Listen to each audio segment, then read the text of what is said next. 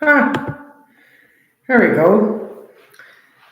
I'm cursed. It doesn't seem to matter where I go. There's always a problem. So it took forever for this to sign on. So I'm trying to do multitasking, being Superwoman, Jane of all trades that I am. I've found a restoration TV show that's going to fix the Superwoman van. But of course, let's see if I can find these for you. Getting old, you get senile. And I had two sets to the Superwoman van of these keys outside and ignition. And I was so scared, paranoid when I was leaving my holiday in Toronto, visiting my mom and my daughter, and going to rescue the van again to find a safe place to park because it can't move with all the rust that's been done to it for all the years it's been sitting there because of all the damage that's been done to it by all the people in that city and whatever outside source of energy that's creating all of this negativity to target me.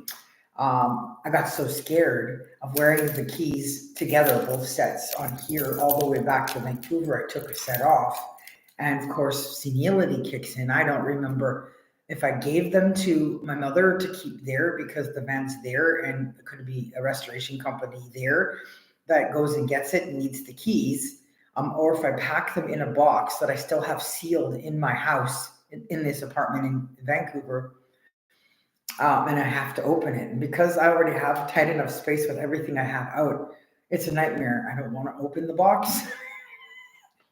So I'm still hoping that I'll be able to just find a place that can do copies of these because I've changed the door locks and the ignition twice now in the years I've been trying to rescue this van. Since I met Tom when I first went to the Comic-Con in Toronto, where I politely left pictures and little messages as hints that you need to speak with me off camera away from the public. And he said, gotcha, but he didn't get me because if he had known it was urgent and it was a big thing like that, he certainly would have done what was right. And that would have fixed everything right then and there for everybody. But that aside, I am now at a point where I found the right people and I got to get them these keys. Plus, I have other things I have to do, lots of it. So I now have to go pick up a prescription. So I'm going to try to do another segment of this part of the Smallville movie. The next segment is segment 13, back at the farm. Me and my multitasking many arms should be like an octopus. And I can't play music here at the library. So this is good because they always catch my videos as in copyright and everything. I'm not worried about that because when all the stuff gets out there big enough, nobody's going to have a copyright issue. They're going to be like, no, release it. So all the sounds that she's playing can be used because it's all authentic and related to superhero stuff, my superhero stuff, and the music of the history of all that stuff. So without further ado, back at the farm. It was fairly late, well after dark, when he finally got back to the house. Wait, I don't need these for close up. Sorry. Got back to the house after hours of working on helping to decorate the gym for the reunion just ahead. He felt good after working hard like that. Hard work always comes with its rewards. At least that was his take on it throughout his life. All the effort and energy you give and put into something always pays off in the end. Only this time he wasn't sure if the payoff was what he'd call a great reward. He's tired. So in the gym at the school, there had been food ordered and made by people and organized for all the volunteers doing the work to eat while visiting and working with each other. It was quite a buffet of sorts, and Clark was sure not to miss out on taking advantage of enjoying the food. Even still, after all those hours of access to all that good food amidst all the work they did in the gym, here he was quietly creeping through the kitchen at home, looking through cupboards in the fridge and deep freeze. He couldn't help but find and notice himself to be quite hungry still. His stomach was rumbling. He could not just hear action, but he could also feel it right from his core. Considering what he had already helped himself to and enjoyed, he couldn't understand why again at home now, at this time of night, was his body telling him that wasn't enough. We want more. Those years of hunger, years from all that growing, stopped long ago, so he knew it certainly wasn't growing pains. After about 5 minutes of digging through things and pulling things out and laying it out on the counter and table, his mother walked into the kitchen and noticed the small hurricane he was in the midst of creating and said, Were you trying to sneak into the house and hope to go unnoticed by me as to what time it is when you returned? I've been living alone in this house for some time now, Clark, so I've got a senses like a bat and a hawk.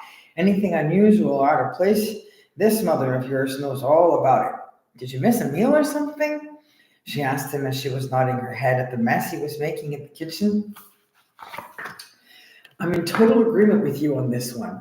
I was at the high school helping to decorate for the reunion ahead, and of course the school had all worked out and planned ahead that everyone volunteering would have to have their thirst and hunger needs met. There was a buffet of stuff that I, of course, didn't hesitate to take advantage of. So basically, I've been nibbling away or outright eating food and getting my liquid fill in for about the last 4 hours. And yet, when I got in the door here, I was standing at the entrance after entering, feeling the pit of my gut and my core telling me no matter how much you think you might have just eaten, it wasn't enough. My friend, your big 6'4" frame is wanting more.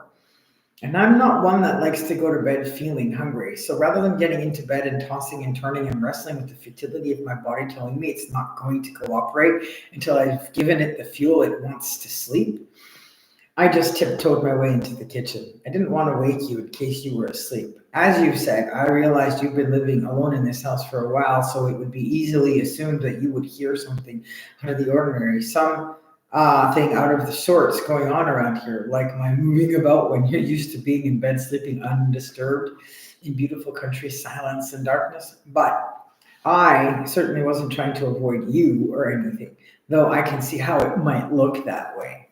And his mother says, well, you are still quite young, Clark. So with the level of activity you've been going at things since returning to the farm, your body might just not be used to the level of energy being burned since you've been a journalist and desk jockey for some time now and haven't had to work as hard as you did when you were growing up on the farm. So your body isn't in that same condition. And of course, just to add that one's natural aging, and you might find that could be the reason for all of this. So don't worry too much or think too much about it. Just give yourself a bit more time to settle in, and your body will probably just adjust fine. Anyway, I just came down to say I'm glad you're doing so well this time, keeping yourself busy and actually taking interest in what's going on in Smallville again and getting filled in on the stories of the lives of the people who have been close to us for the years we've called Smallville home, and for being right alongside them and for making an effort and getting to know someone new as well. Congratulations. Job well done, my son. I think you and I just might find a way to move ahead in our lives and find it within ourselves to live again on our terms and in our own way for ourselves without missing Jonathan. By learning to know he's with us every day in everything we do and everything we are and everywhere we go. So I'm just happy as your mother to see parts of the old Clark, my son, back. She then walked over to him, gave him a hug, and he opened his arms to his mother and graciously accepted the hug and gave her one right back. Clark says, thanks, Mom, for coming downstairs to tell me that. And yes, I do think you and I are starting to behave like and returning back to more of our old selves again. So I agree. I do think there is hope for us yet to return to an active, normal, and possibly happy life again. Now, if you don't mind, I really do need to get back to eating the food my stomach is still demanding. But I believe that after having this little pep talk, mom to son, that I will sleep well and have an extra good sleep tonight with your words in my head and your hug in my heart. And hopefully it will be the same for you. Boy, he's just good at that, eh? So Clark. Martha, laughing at her 6'4" hungry man of a son, said, yes, all right, Clark, you do that. You get back to cleaning me out of house and home, giving me a good excuse to go into town and go shopping for more of that good stuff I know you like having around when you're home. And yes, I have been having better sleep since you returned this time. So I do believe we are at that point in change where we are able to once again see and feel the rewards and success of that silver lining. And it does just feel so good to be in that place again. At this point, Clark had his mouth full of food, so he was busy chewing while trying to acknowledge politely with his head an expression his mother's final words, determined to eat so he wouldn't have trouble falling and staying asleep. He just kept planning on what was coming next. Martha waved at her son with laughter at his situation, turned and left the kitchen and went back to her bedroom. where she stayed and slept soundly, as did Clark a short time later for the rest of the night. A night of peace. Jonathan's spirit and soul was happy and relieved to see the two of them finally having together in that house, since he left that life with them. Now he just hopes what he wants to happen with Janet will continue to add to the joy and peace he wishes them further to both have. Speaking of her, Jonathan thought maybe he should go pay her, his friend, a visit, as she's become quite familiar with his spirit and energy. Even from the grave or the spirit world in between, a father's work is never done. Jonathan's words as he left the peaceful state and wonderful silence of the farm home, knowing they were both sleeping in good places tonight. What more could he ask for? And see, I think there's only 2 segments left, so I'm going to end this segment and come back and try to get those other 2, but I might have to change rooms because I'm finished with this room by 4:30 and it's 4:05 now. I have also got to do proofreading and editing of another lady who's a writer who's got to go on a book tour, and I might have to go with her. So that means I can't even proofread and edit this for a book. But I'd also like it if Tom would just read this segment because of the stuff I'm talking about here that is not actually written in there, to fine-tune the final copy of that first copy of these 2 books of the 2-part movie, so I can also be out there on tour while I'm touring with a really elderly woman as a support worker, which is what I'm qualified to do, and security as well. Because otherwise she just couldn't afford to do any of it, and she's too old to actually go around the world and do any of it, and these people keep taking all of her money and she's not getting what she needs out of it. So I literally am Jane of all trades trying to get it all done. So off I go from this video. Thanks for watching. Keep coming back for the last of the segment so I can finish getting the first part of the 2-part movie, the Smallville reunion movie, finished for all of you to enjoy. Peace out, everyone. I am Just Jen. This is Now TV signing off. Bye for now.